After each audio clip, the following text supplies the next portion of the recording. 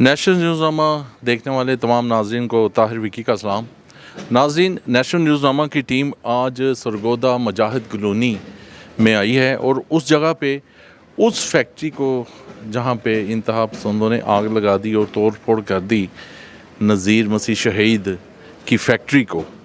ये नाज़रीन मेरे आप ये दाएं तरफ देख रहे हैं, ये सारी वो फैक्ट्री है जो कि खंडर बना दी गई है और ये देखें ये उसका रोज़गार बंद कर दिया गया नज़ीर मसीह का। इस सारी फैक्ट्री पे ये खिड़कियां लगी हुई थी, जो खिड़कियां तोड़ी गईं और तोड़कर अंदर घुसकर जूतियाँ चोरी करके ले गए और आग लगा दी गई। और ये देखें ये फैक्ट्री सारी खंडर का समा पेश कर रही है। आइए मेरा कैमरामैन आपको अंदर से भी दिखाता है।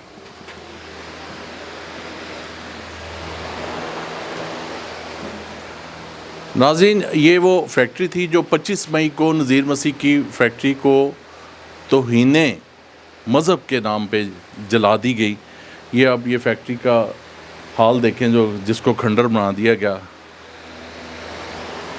और एक ख़ानदान का रोज़गार बंद कर दिया गया।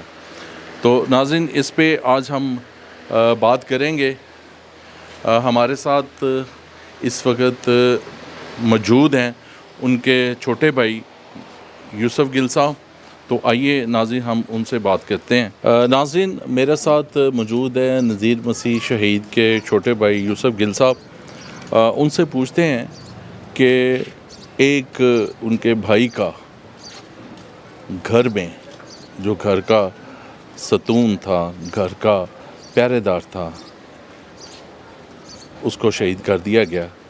अब इस फैक्ट्री को जलाकर खंडर बना दिया गया और कैसे हालात हैं उनकी फैमिली के, आइए उनसे बात करते हैं। यूसुफ गिल साहब, आप ये बताएं कि यहाँ पे जो हालात हुए हैं उसको कैसे आप लोगों ने फेस किया? बड़ी मुश्किल से फेस किया जी। अभी तो 10 दिन तो भाई उधर रहा पिंडी CMH में। जी। उसके बाद इधर फौत होकर इधर ही हमने दफनाया, इधर ही उसका मेमोरियल सर्विस की है सारी। वो जो लोग आते हैं हमारे MP है, MNA है, बस बातें करके चले जाते हैं। मैंने उनसे पूछा कि आप इतनी दूर से हमारे लिए आते हैं तो हमारे लिए आप क्या कर रहे हैं, कि कोई काम भी तो करना चाहिए ना आप लोगों को हमारे लिए। कोई जवाब नहीं दिया। अच्छा, आपके पास MPA भी आए हैं, मिनिस्टर भी आए हैं मिनोरिटी के, उन्होंने आपसे वादे किए? कोई नहीं, वादा कोई नहीं। हमने उनसे पूछा कि आप इतनी दूर से आते हैं तो क्या हमारे लिए किया आप? NGO के कोई लोग आए हो आपके पास? NGO बेशुमार आई हैं, कुछ नहीं करके गए। और कोई मजहबी रहनुमा? मजहबी रहनुमा भी आए हैं, 1-2 मजहबी रहनुमा ने हेल्प की है हमारी। ऐसे हम बोले कि नहीं की, 1-2 लाख रुपया देकर गए हैं। अच्छा। हाँ जी। तो अब आप क्या समझते हैं कि इस सारे हालात को अब कैसे सेटल कर सकेंगे? अभी तो मैं तो कोई नहीं कर सकता कि भी क्या करेंगे हम, कोई समझ नहीं आता क्या करें हम। क्योंकि वो बच्चे हैं, दोनों भाई भतीजे मेरे, जिसका कारोबार ही तबाह हो गया उसने क्या करना अभी कोई आदमी नज़र नहीं आता जो हमें उस जगह पर लाकर खड़ा करे। खुदा पर भरोसा है, वो ही सब कुछ कर सकता है। आपकी जो मिनोरिटी के जो वज़ीर हैं रमेश सिंह अरोड़ा साहब, उनसे मुलाकात हुई है मेरी। मैंने उसको पूछा स्पेशल कि आप इतनी दूर से आते हैं, हमारे लिए आप क्या कर रहे हैं? कोई जवाब नहीं दिया। वो क्या नाम है, एजाज आलम जी, एजाज आलम भी था। एक लेडीज MP, मुझे उसका नाम नहीं आता। सोनिया आशिर? नहीं, सोनिया आशिर लादा थी, वो भी मिली थी मुझे। वो इधर भी आई थी मेरे पास। रोड़ा सारे ही आए हैं इधर, ये सब लोग इधर आए हैं। फिर चर्च में भी मुलाकात हुई है, तैर खलील संधू भी आया था। अच्छा। हाँ जी, वो भी। तो क्या कहा उन्होंने? बस करते हैं, बस ये वादा उसने ही बात की है सिर्फ कि हम कुछ करेंगे, और कोई वादा नहीं उसने किया। तो कितने दिन हो गए इस बात को? ये तो महीना हो रहा है। आज क्या है, तो 2 उसके दिन बाद कभी किसी ने कांटेक्ट किया? नहीं, कोई किसी ने नहीं किया। एक बार आए हैं, किसी ने कोई कांटेक्ट नहीं किया। हाँ जी नाज़रीन, आपने यूसुफ गिल साहब की बात सुनी।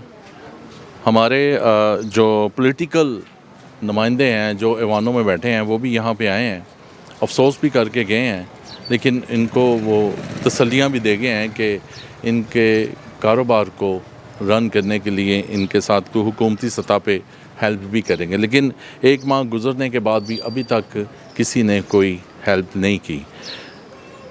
नाज़रीन, 25 मई को जो यहाँ पे हुआ बहुत दर्दनाक और बहुत खौफनाक सानिया था।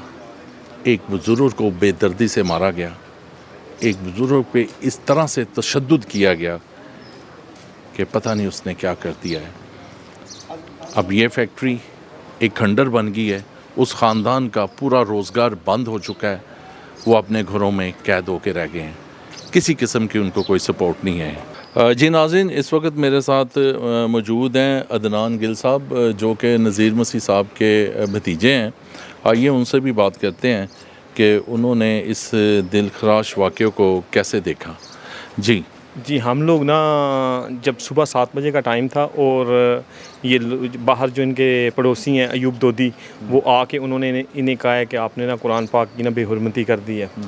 उन्होंने कहा मैंने कुछ नहीं कहा, वो अंदर चले गए हैं। फिर उन्होंने अपने बेटे को भेजा। बेटा जब बाहर आया तो बाहर 15 लोग खड़े थे। उन्होंने सुल्तान को कोई चीज़ दिखाई नहीं है कि ये जला पड़ा है या ये जला पड़ा है। कोई भी चीज़ जब बंदा किसी को किसी बात के लिए बुलाता है तो उसको दिखाता है कि ये जला हुआ है, उसे किसी बंदे ने नहीं दिखाया। जब वो ना उसको अजीब अजीब नज़रों से ये 15-16 लोग जो देख रहे थे, तो वो अंदर जाके ना उसने अपने आप मस्जिद का दरवाज़ा बंद कर लिया है और तकरीबन 15 मिनट के बाद हजूम इकट्ठा हो गया है और मस्जिदों में ऐलान हुआ है कि सुल्तान के वालिद ने कुरान पाक की बेहुरमती की है। ठीक है, तो लोग इकट्ठे हो गए हैं, झुरमट इकट्ठा हो गया, तकरीबन 4, साढ़े 4, 5 हज़ार लोग जो इधर इकट्ठे हो गए हैं। उन्होंने फिर, क्योंकि पुलिस आ गई थी, पुलिस सब दरवाजे के सामने खड़ी थी, नहीं अंदर जाने दे रही थी, तो हजूम सारा इनकी जो उनका कारखाने में पे आई है और इनका ज़्यादा सामान लूट के ले गई है और जो बाकी बचा है उसको आग लगा के वो चले गए हैं। और उनके बाद तकरीबन 1 घंटा ये लोग अंदर रहे हैं। उसके बाद पुलिस ने इन लोगों को रेस्क्यू किया है। रेस्क्यू करने के बाद जब ये लोग निकले हैं, उस वक्त ये सब लोग इकट्ठे थे। एक फैमिली पहले निकली है, फिर दूसरी फैमिली निकली है, और जो हमारे ताया थे वो भी इनके साथ थे जब वो निकल के गए हैं। तो एकदम जब उधर पहुँचे हैं तो उन्होंने कहा जी हमारे वाला साहब कहाँ हैं, तो वो कहते हैं जी वो तो DPO के साथ चले गए हैं। तो मगर वो DPO के पास नहीं थे। थोड़ी देर के बाद फिर सुल्तान को उन्होंने एक तस्वीर दिखाई है, खून आलूदा थे, और ये कहा है कि ये कौन है, तो उनसे वो उनको नहीं पहचानेंगे। तो उनके पोते ने कहा है कि ये दादा अबू हैं, क्योंकि उनके सर को ना उन्होंने पत्थर मार मार के कुचल दिया था। उनके जिस्म का कोई ऐसा हिस्सा नहीं था जिस पे चोट नहीं लगी थी, क्योंकि जब हम लोगों ने नहलाया है और जब उनका पोस्टमार्टम हुआ है, मैं और चाचा सब लोग उधर ही थे।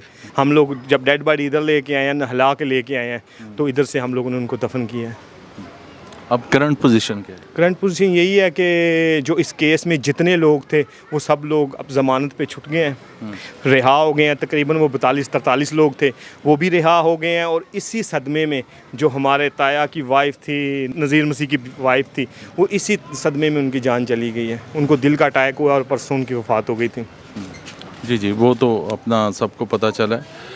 अच्छा, ये बताएं कि अब जो पोजीशन है आपके केस की, जो नज़ीर मसीह साहब पे जो केस हुआ था, वो ख़त्म कर दिया गया? वो तो ख़त्म हो गया है।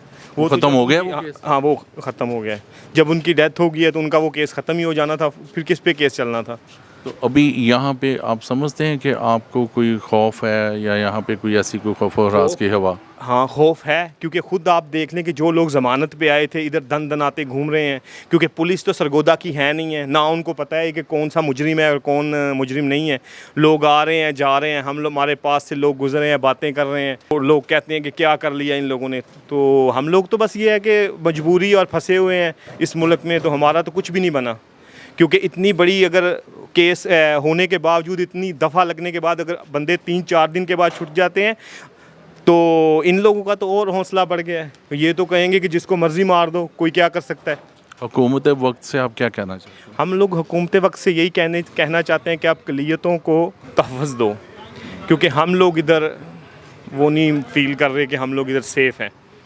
बहुत शुक्रिया। नाज़रीन, आपने अदनान गिल की भी बात सुनी, जो यहाँ पे अभी भी खौफ व हरास की हवा कायम दायम है। लोग जो अरेस्ट हुए थे, जो गिरफ़्तार हुए थे, वो अपना ज़मानत पे रिहा भी हो गए हैं।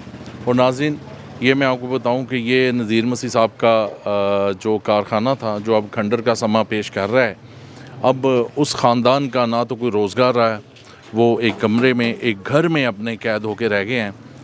तो नाज़रीन, हुकूमत वक्त से और ऐवानों में बैठे हुए जो मिनॉरिटी के नुमाइंदगान हैं, उनसे अपील है कि खुदारा इस ख़ानदान की मदद कीजिए। यहाँ पे अभी भी जो भाई अदनान गिल ने कहा कि पुलिस है ज़रूर लेकिन सरगोदे की नहीं है, इस पे ज़रा नज़रसानी कीजिए। इसके साथ ही मुझे इजाज़त दीजिए। जय मसीह।